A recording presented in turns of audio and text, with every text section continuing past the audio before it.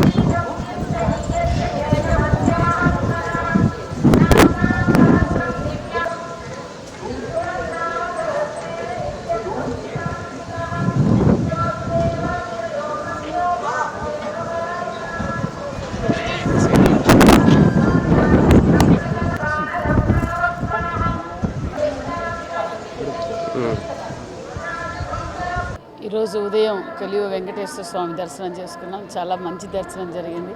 అదేవిధంగా మరి భక్తాదులతో కూడా చాలామందితో నిన్న నైట్ మరి ఈరోజు మార్నింగ్ కూడా ఇంటరాక్ట్ అవుతే చాలా బాగుంది. ఒక పక్క ప్రసాదం కావచ్చు, సౌకర్యాలు కావచ్చు, మరి లైన్ సిస్టమ్ కూడా అంతా బాగుంది మాకు అన్న విషయం కూడా తెలియజేశారు.